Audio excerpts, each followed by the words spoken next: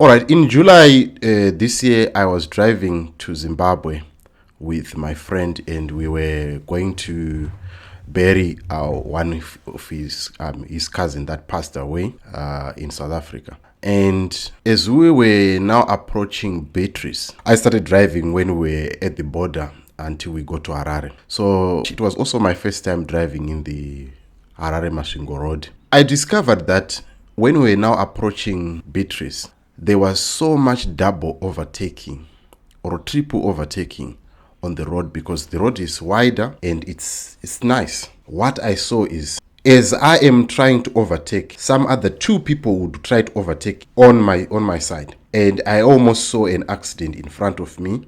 There was a truck that actually was about to come in, and another Isuzu was also about to come in. Where am I going with this?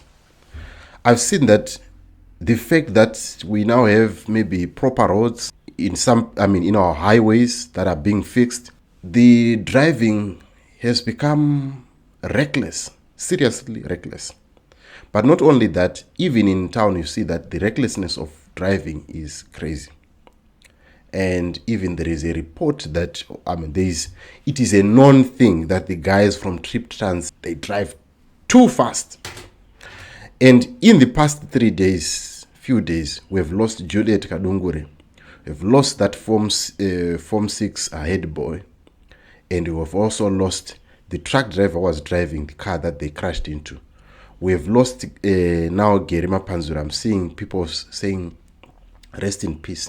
And a student of law at the Great Zimbabwe University, and a child that has passed away. We have a problem in Zimbabwe of reckless driving because we assume that speeding is actually driving. It's not true. Speeding is just putting your foot on the accelerator. There is no skill that is required to do that. And driving fast does not even reduce the time of arrival. Why, if you want to go there early, why don't you leave early? So we clearly have a problem.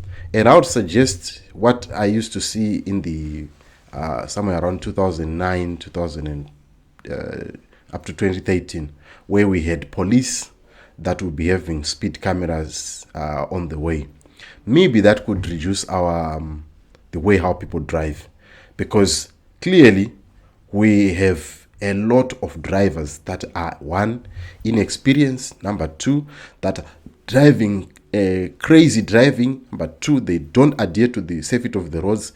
In December alone, we saw a lot of accidents where people died because of these triple and double overtaking that we're seeing on the road. So when are we going to wake up to the fact that no one, as bad as our roads are, not even the government is going to protect us if we are not going to be very careful? We are going to keep on losing people to these crazy driving that we are seeing on the road.